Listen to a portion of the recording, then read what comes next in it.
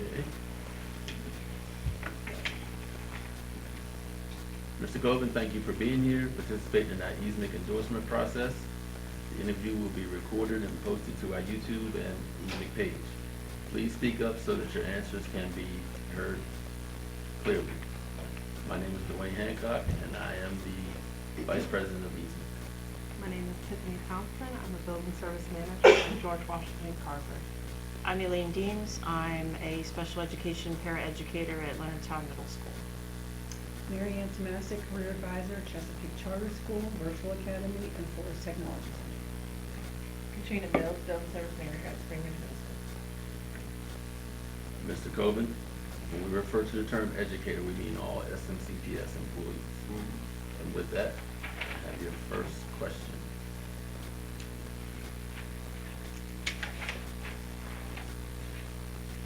If elected, what are your top 3 priorities?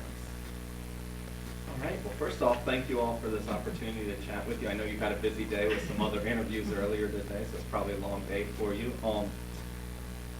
If elected, re-elected, I've served for 2 terms already, so it would be a continuation of exactly what I've done so far. Transparency is a constant goal and struggle on being able to get information out to our residents about what their local government is doing and, in essence, educate people on what we can do and can't do. It's always a struggle because we want everyone to know as much as possible what's happening. So being able to do that is one of my top priorities.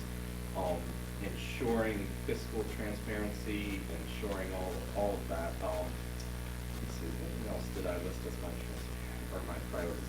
Ensuring that our 911 EMS system is fully functional and fully staffed. We had to take some steps during COVID in order to support our volunteer rescue squads and have some paid services through the county for EMS. And honestly, that's probably been my biggest fear since I've been a county commissioner, that there would be a 911 call that wouldn't be able to be answered.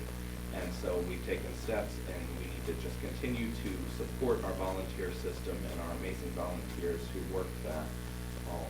And then just budget is my other priority. Being fiscally responsible, being able to meet as much needs as possible. It's always an interesting time when you have to build a budget with 4 other people, and there's a lot of needs in the county, and the pie is only so big. Those are really some of my top priorities. Thank you. In your view, what challenges do you see the children in our county facing as they work to be successful in our schools? It's a good question. There's children today face challenges that I didn't face, or we didn't face when we were growing up. I was just talking to a teacher who was talking about cell phones and the struggle with cell phones in the classroom, and she surprised me she's not able to take the cell phones away. She had one kid who was texting her from her mom's phone, pretending to be her mom, and I was like, oh my gosh.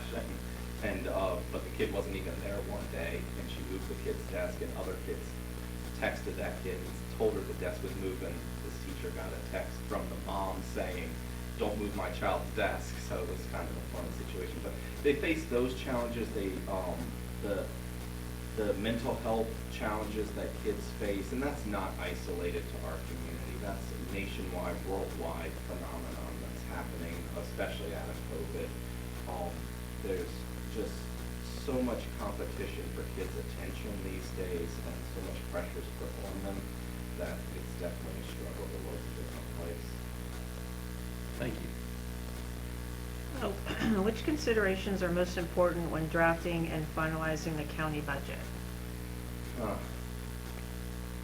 Fairness across the board is one of my priorities. Transparency is another one, but when building the budget, it's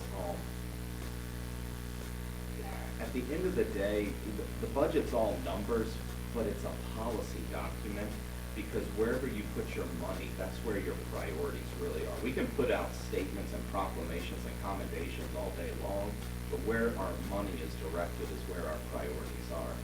And being able to meet the needs of our school system, of our sheriff's office, of our state's attorney, of the health department, of our libraries, of our county employees, multiple departments there, other partner agencies, College of Southern Maryland. There's a lot.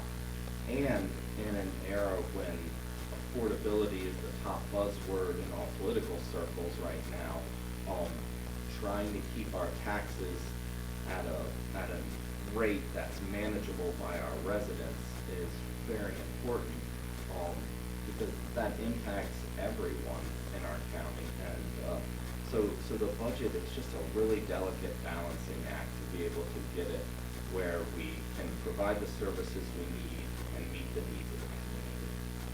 Thank you. As a county commissioner, how do you include the voice of SMCPS and public school educators in your decision making?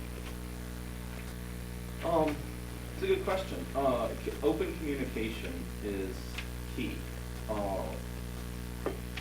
I have a track record of reaching out to a lot of different people for whatever the issue is, but including the EASMC president, Jill Morris, and then Sarah Penrod, and hopefully the next president also will have my cell phone number, be able to talk with me whenever issues come up, especially during the budget season, but even outside of that too.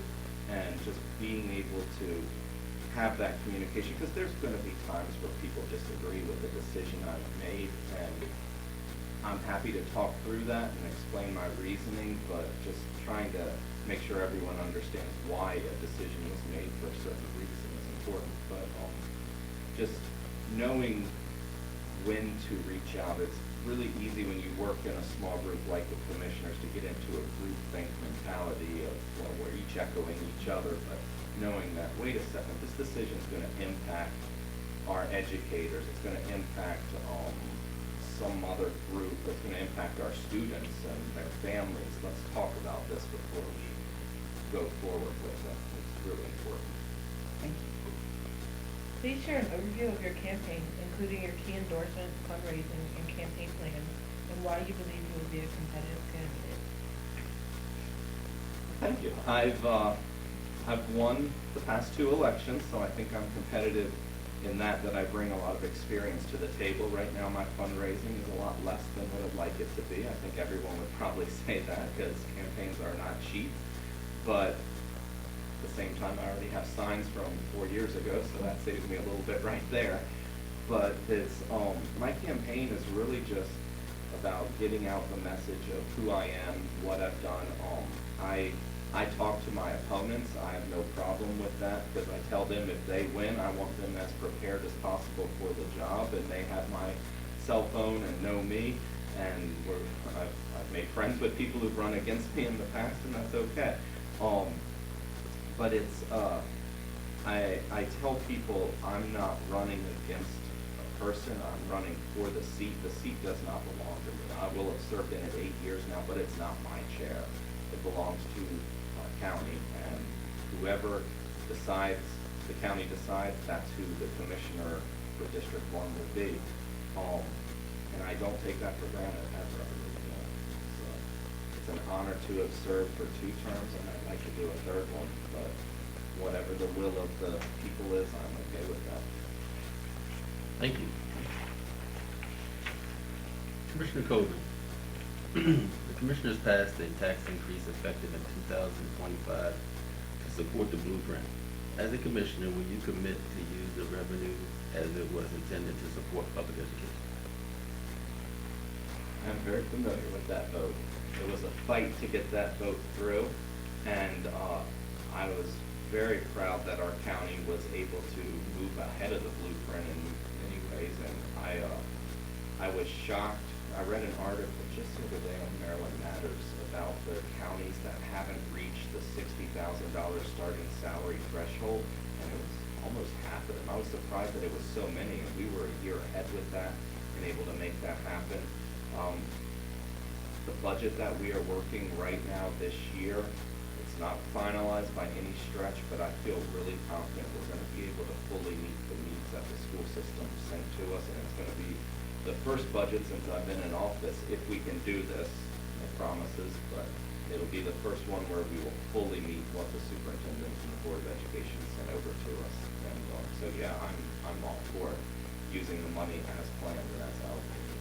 Thank you. What specific revenue strategies would you implement to fully fund public education? Exactly what we've been doing.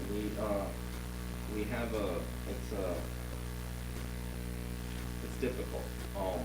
It's going to be a challenge next year, so I'm really cautious and guarded with this answer because the county is capable of meeting the county's needs and the county's commitments so far.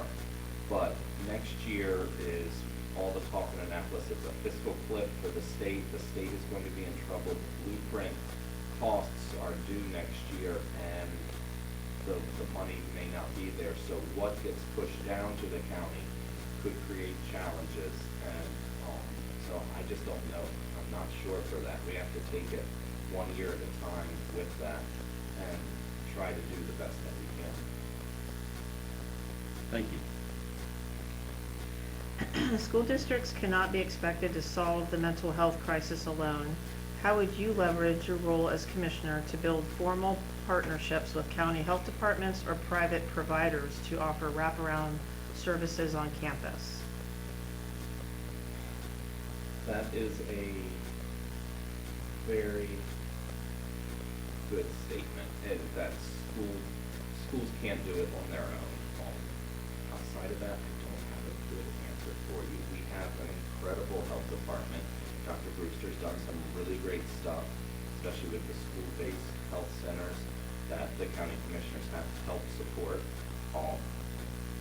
The resources are not there to provide full wraparound services right now, and that's a challenge that we have to look at. So I think the answer has to be some kind of an incremental phase building approach to get to where we need to get, but I don't have that answer right now. Thank you. We are one of the largest employers in the county. Our employees make up a large percentage of our community. How will you support us in your budget? By funding you as best as we can. We worked with the superintendent and the Board of Education to increase starting salaries ahead of schedule. I've had the opportunity the past couple years to represent the commissioners on the new teacher orientation day at the Tech Center before the school year starts, and that has been a lot of fun. Just being able to meet the new teachers that are coming into our county and talk to them about where they come from, what their history is, and what they're looking to achieve. But also, I tell them that, this is August, and I say in a few months, you're going to be treated like a ping pong ball in political rhetoric. Ignore it as much as you can. Focus on the work you're doing in the classroom. Some of the teachers that I have talked with recently have talked about lack of support or a feeling of missing out on support, and not necessarily from the commissioners, but just with the workload that they have and the responsibilities that they have, especially the special ed teachers that I have heard from. So that is a challenge, definitely. And the school system is asked to do more and more, and at the end of the day, the school system can't fix problems that are at home, and that's something we have to realize. There's a huge emphasis on test scores, but test scores, without parental support with a lot of those things, you're not going to be able to change that, unfortunately. Thank you. Commissioners often have equal power but differing viewpoints. Describe a time you've had to build consensus among a group of peers with conflicting priorities. What was your strategy? That is one of the truest statements you've said today. Sometimes, so I will say up front, there's commissioners that I've disagreed with every commissioner at one point or another on something or other, but I do honestly believe that everyone that's in the job has their heart in the right place, that they want it for the best for our county and for our residents. They love our county. And that is a good starting point. Outside of that, sometimes there's a lack of understanding about what the real needs are, about what the communication outside of that groupthink board is. Sometimes they're using outdated information. We've seen that recently when we talk about blueprint and the requirements for the counties, and when the state is using data that's pre-COVID data for their numbers, and then we're just like, well, look how great we are. There's a problem there. It's not accurate. It's not looking at the real picture. I think the past couple budgets that have not been consensus budgets with all of the commissioners on board are examples of that. And as a commissioner, you got to be able to count to three. You need 3 votes to get anything through. And I've been able to work with several others at times to make that happen in order to get budgets that support our school system and support other needs in the county. Thank you. That concludes our questions for today.